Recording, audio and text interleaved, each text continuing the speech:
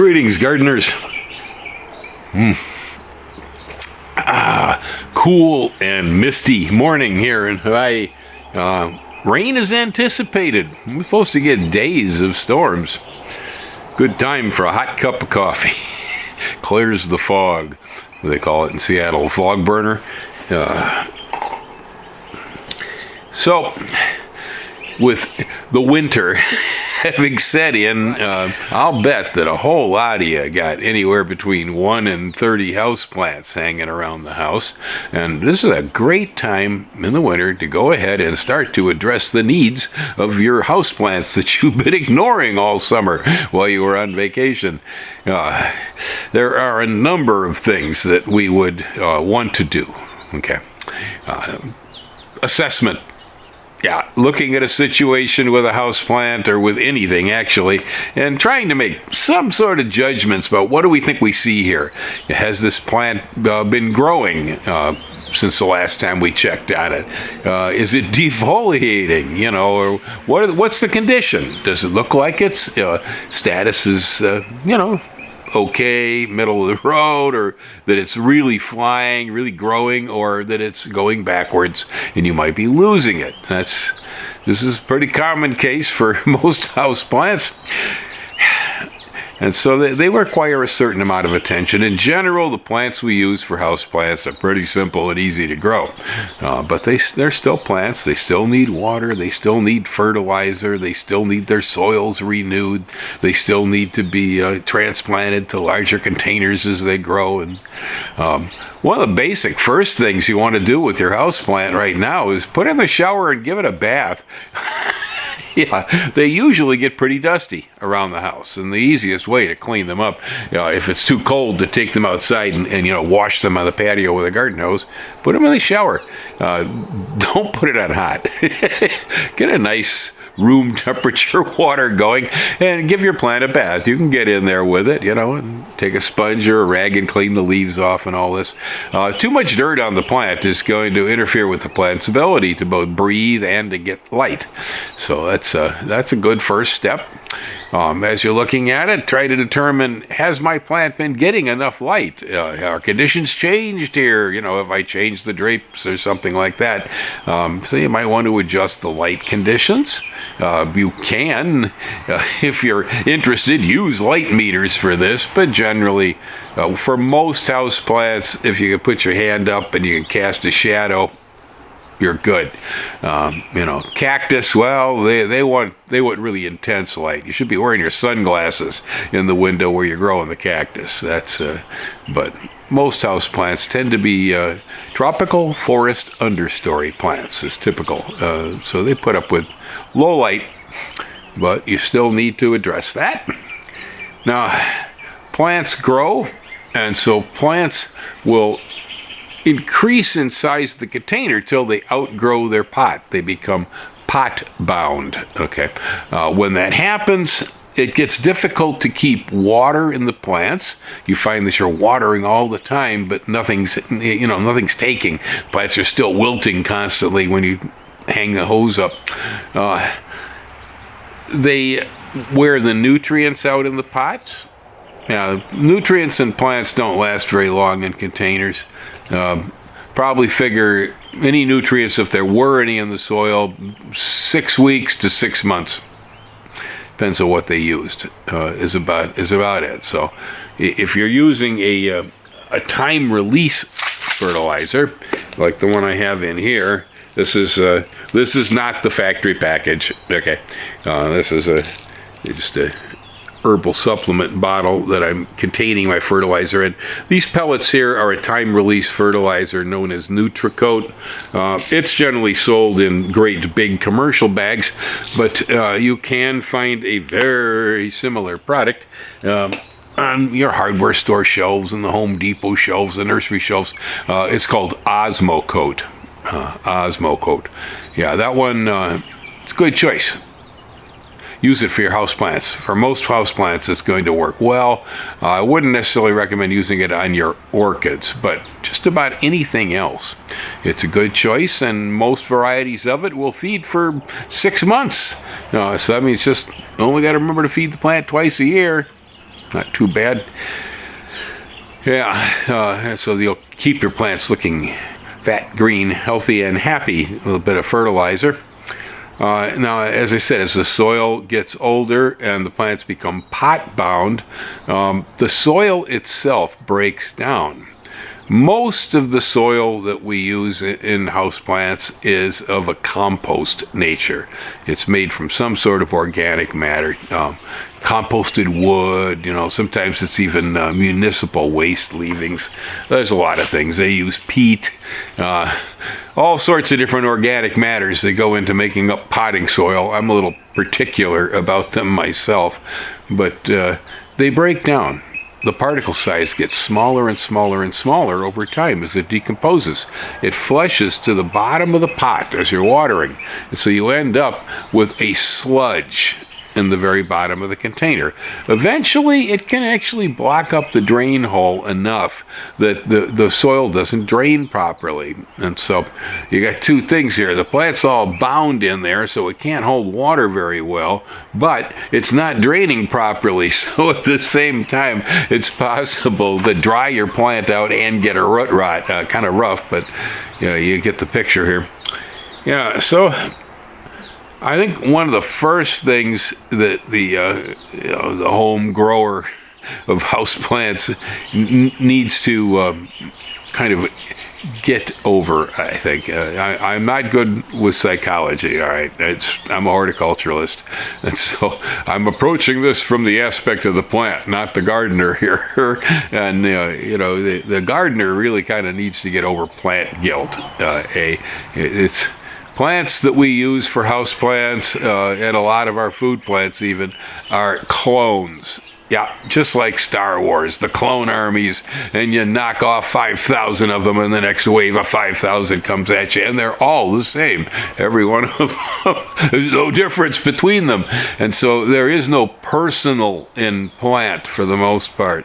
Plants are cloned and collective things, that the one is the same as the other, is the same as the other, is the same as the other. It's human beings that have this personal thing, Bill's got this personality, right? That's why I do videos. Yeah, so I'm an individual. Well, yeah, I am kind of. A lot more, at least, than your Ficus benjamina is. Now, most of those houseplants that you have, we're actually grown right here. Yeah, Puna does a whole lot of the houseplants. So does Hilo. The eastern side of Hawaii is one of America's major houseplant growing districts. There are a few others. They do some stuff in South Florida and so on. And across the United States, we have greenhouses where houseplants are brought to from tropical locations and acclimated, like in Detroit or in San Francisco or someplace. They'll grow a load of ficus. Say ficus is extremely temperamental, so let's talk about that one. They'll grow a load of ficus over here on the Big Island. The weather's perfect for it here. I mean, our conditions here are your greenhouse conditions in the mainland. Okay, pretty much what we have. So the plants thrive here. Guy in the mainland makes an order and he buys, 1,000 ficus and so many philodendrons and so on. Well, they pack all this stuff into a cargo container and they ship it over. That's how it gets there. Once it gets to the site, places that don't care very much will just unload the cargo containers and stick the stuff right on the floor and sell it to you. This is Home Depot. Okay, that's the way it's done in a lot of the big box stores. I shouldn't point fingers at just one or the other. I don't know what they all do, but I do know what some of them do because I used to talk to the sales reps about it. Yeah. So some of the big box stores will just unload the cargo containers, put the stuff on the floor, and of course the climate where it went to is so different from where it came from. They begin to fall apart. Yeah, the plants begin to go into climate shock, and so the day you bring your brand new shiny plant home, it's already having a problem. On the other hand, much better growers, Yeah, there's a number of really good distributors for these houseplants in the U.S. They will take the plants from the cargo containers, put them in their greenhouses locally, acclimate them to the conditions that are closer to your own house, and then put them up for sale and ship them out to the customers. That's hopefully the way you want to get your houseplants. I have to laugh, though. When I worked in the nursery in California, and for 25 years, part of my business was selling houseplants, selling orchids, selling houseplants, And, well, most of our larger specimens in bigger pots would come to the floor with lava cinder, black lava cinder in the pots. Now, there's a reason for this. Same place that grows this coffee also has big volcanoes. And so the most readily available material on this island to use to grow a plant in is lava cinder. And so it's cheap. It's abundant, and so on. Well, people will buy Dracaena in a bucket of lava cinder. Well, wow, boy, once you leave the Hawaiian environment, trying to grow anything in a bucket full of lava cinder is really tough. Oh, I remember I used to go insane when I was trying to judge what is the moisture content, because you could take an organic potting soil and put your finger into it, and your finger will say, oh, moisture or dry. Okay, lava cinder, it's always rock. I used to have to take a moisture meter and push it in the drain holes of the pots to be able to get a fair reading so I could determine whether the plants needed watering or not. Yeah, plus my discovery here on this island in the nursery is plants grown on lava cinder have less than excellent root systems.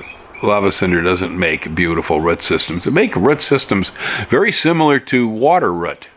A lot of folks, like to take a cutting of the philodendron, put it in the bucket of water on the windowsill until it roots out, and then transplant it. This is a kind of a grandma propagation method. Well, guess what? The roots that formed in the water, they don't transplant well into regular soil. Most of them die off. They have to regrow themselves. So if you start plants in water, it takes them longer to take hold. Well, plants grown in lava cinder have a similar sort of a problem. The root systems are, they're not binding. They don't bind well in cinder. Things fall apart when you pull them out. And so I don't find that the roots are fine. I don't see fine roots in lava cinder much. We see fine roots in organic soils, but not in lava cinder. They're big, like water roots.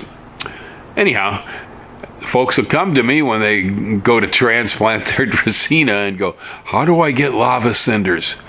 I go, why? What do you do with that stuff? Well, my plant, they grow in lava cinder. Oh, you got one of the Hawaiian imports, do you? Yeah. Very funny, because if you're on the island and you pick up a piece of lava, you put it in your luggage and take it home, there's a curse on it. Yes, you'll have Pele's curse. She doesn't like it when people leave with her lava, and you will have bad luck. I don't know if it's breaking a mirror like 7 years or what, but that's the myth around taking lava from the island. Yet, almost every houseplant that you have in the mainland that was grown here in Hawaii is grown in lava. So they've been shipping the lava off the island nonstop. This might explain why people have bad luck with some of the houseplants. Yeah, your houseplant's dying because Haley's angry at the fact she took my lava. Yeah, so that one always gets to me. That's funny. So yeah, people are wanting to transplant into cinders, and no, cinders are not a good thing to use when you're not here in this environment. It's raining 150 inches of rain over here. The atmospheric humidity is almost always over 75%, et cetera, et cetera. Temperatures between 55 and 85. Wow, there's very little variation. Transplanting is essential, and it's something that a lot of people are scared of. It's sort of like pruning. I don't want to cut my plant, I'll hurt it. It's like that. And, well, done properly, it doesn't hurt them. Here we have a nice solo papaya in a 4-inch pot. I selected this one because it looked pretty big, and I think maybe there's roots in the bottom here. All right, now I have put my fingers around the stem here, protecting the root ball in the plant. I cupped the pot, and you heard some noise. That was fertilizer pellets running into the palm of my hand. Now I'm going to take my hand and go like that. That was probably enough. Nope. One more time. There we go. Got it. All right. The pot is now loosened. And so it's not going to tear the roots apart when I slide it off. It's going to be like taking your pants off. All right. So there we go. Yes. See? And see those roots down there? It's quite a few roots, and they're getting tangly looking at the bottom of the pot. This isn't real bad, but it's getting there. You see this mess right here? And here I see little holes in the soil, and it looks to me like slugs might have even been crawling in the drain holes and nibbling at those roots a little bit. At least they look a little darkened at the tips from air, so they're kind of air pruning. It's time. It's time to get this guy into another pot. And, well, around here, when I transplant, I will usually go from the 4-inch pot to a gallon container. All right, that's typical here in the nursery. Let's see what's in here.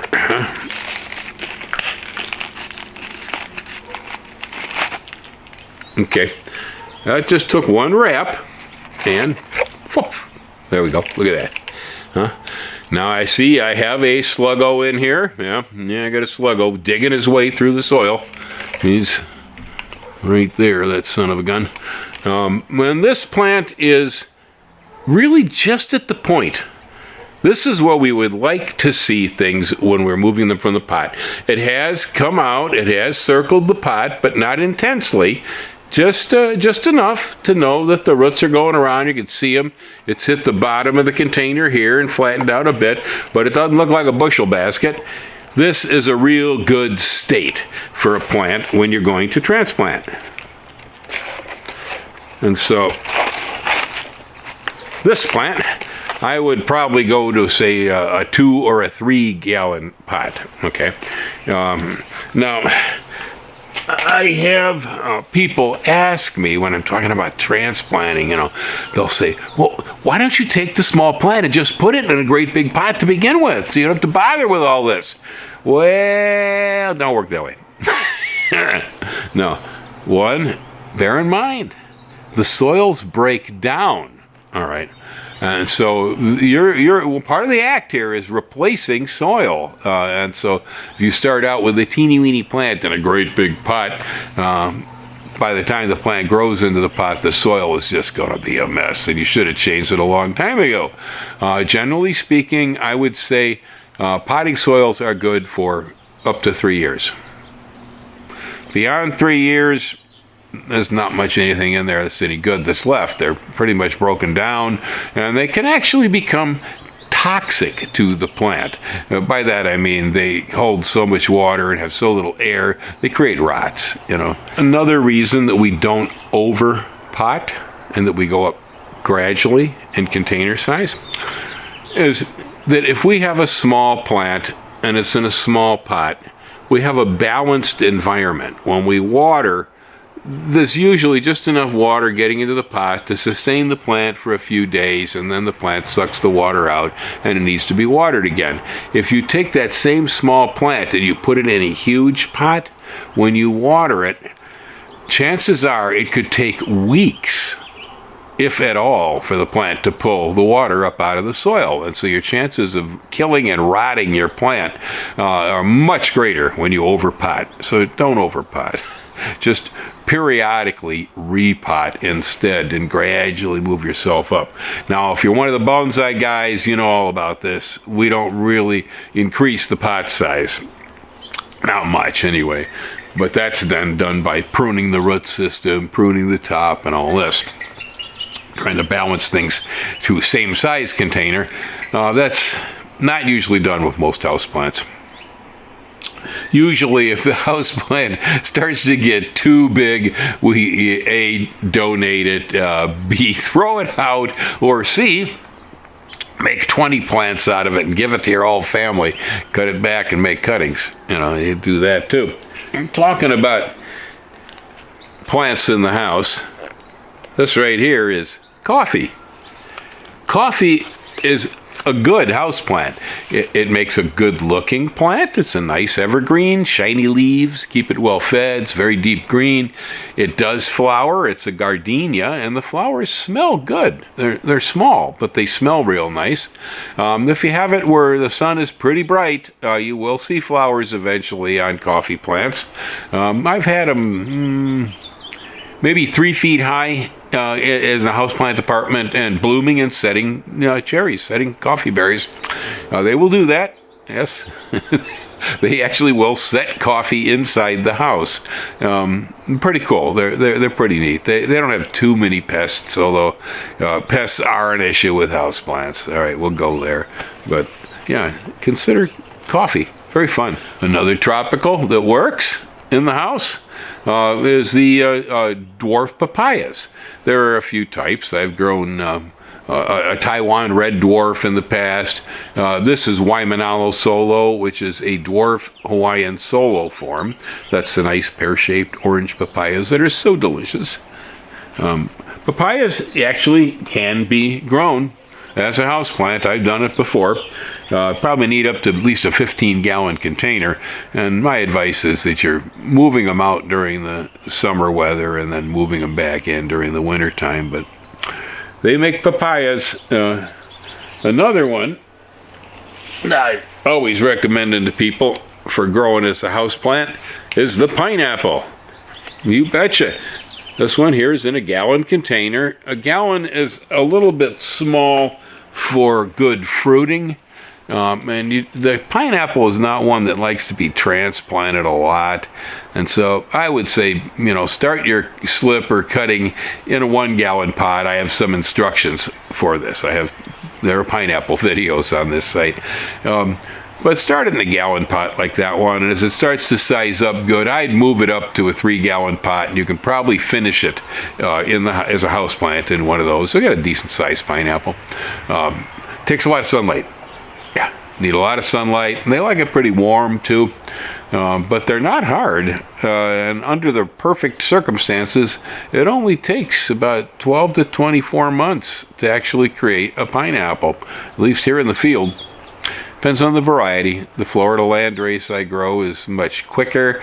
The Hilo white is later, takes 2 years. And it propagates itself. You get a top and you get some slips, so you can plant some more of them. That's one of the nice things about some of these plants, like the pineapple. So you don't have to worry about keeping the wood alive from year to year. You just replace the whole thing after a while. There are a few varieties of dwarf banana, like ultra dwarf Cavendish. It's a fruiting plant that probably make a certain amount of sense. If you're a cacti lover, the dragon fruit is possible. It's not that big of a plant. It's awful large for a house plant, but it is something in a hoop house that could pretty easily be grown.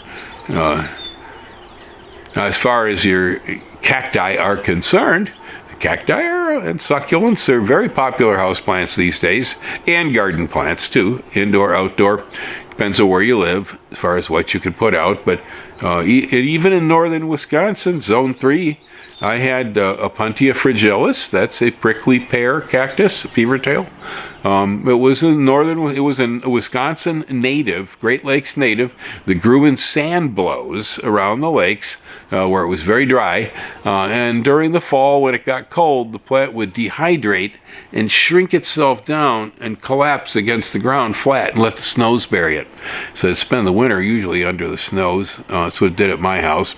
I had it grow in a special raised bed full of sand. Made a special habitat for it. But no, I had, hens and chicks and sedums and a few other things too. That grew okay, even in Zone 3. California, you guys live zones 8 through 10. My goodness, you can grow just about any succulent or cacti there. But most of the rest of you, the really neat exotic ones from South America and Mexico, they belong in the house. And so sunny southern windows. You will need to have sunny southern windows to keep your cacti happy so they think they're in the desert. And the soil drainage needs to be good. It's better off not using conventional potting soils for cacti. Much better off if you use a special cacti mix, or if you're the sort, make your own. But it needs to be very well drained, airy, shouldn't hold a lot of water, and cacti don't need a lot of feeding or nutrients, so they need very little water. They need very little fertilizer. Their only requirement really is that they remain fairly warm, sunny, and dry. That's pretty easy to accomplish. Conditions that will kill your ficus make your cactus happy. So I recommend them as indoor garden plants for the winter. There's so many different kinds. They're so curious. When we lived in California in a greenhouse garden window in the kitchen, Ellen had a whole collection of living stones from South Africa. They were gorgeous. They were so much fun. They flower and stuff. They were really neat. So, soil media, the type you're using. Yeah, there's another one. Let's talk about that. There's potting soil, potting soil, potting soil, potting soil, potting soil. I know when I ran nursery in California and sold house plants, we used to say it's a $5 plant and a $50 pot. Okay, meaning that the pot is more important than the plant most of the time in home decor. You will buy the pot because it's gorgeous. You want it in your house, and then you find some kind of plant that will grow easily in it. And the plant doesn't have to be as expensive as a container. Well, the potting soil you use probably sits somewhere halfway in between that, because potting soils aren't usually too expensive. But you want to use the best potting soil you can find. And that doesn't mean it's the most popular or most well-known brand either, because some of the most well-known brands are their problem. Okay, so I highly recommend you buy potting soils that have an OMRI certification. That's an Organic Materials Registration Institute. Usually a step in the right direction. I'd stay away from the ones that claim that they have municipal waste. I'd also stay away from the ones that claim they have peat. The ones that have moisture enhancing, those are not good either. They will probably hold too much water around your plant. You rot and die, rot and kill it. You don't really need the ones that have fertilizer embedded, but some of them do, some of them don't. Do not expect your potting soil to have fertilizer. Yeah, it'll have to state. And if it's an organic OMRI, it's probably about a 6-week package. Some of the Miracle-Gro stuff uses an Osmocote-like fertilizer that will be more like 6 months. But a lot of those soils are moisture retentive, and they will rot houseplants. Yeah, so they're on soil. I'll answer other questions on soils in the comments if you're curious about that. But in the most part, the more you spend for it, probably the better off you are. I would stay away from the discount bargain basements. Yeah, definitely would. Discount bargain basements soil, not good, no good. Hi, Gracie. My kitty just came in soaking wet down here. We're going to have to dry her off, so I guess we'll wrap this up. But I will mention fertilizers before I go. And I did talk about Osmocote and time-release fertilizers. Miracle-Gro is a very common liquid fertilizer used in houseplants, but beware, if you use it, read the label. It says every 7 to 14 days. So if you're going to use that stuff, realize you have to use it constantly. Okay? Hang loose, folks. I'm going to go dry off my cat. Aloha.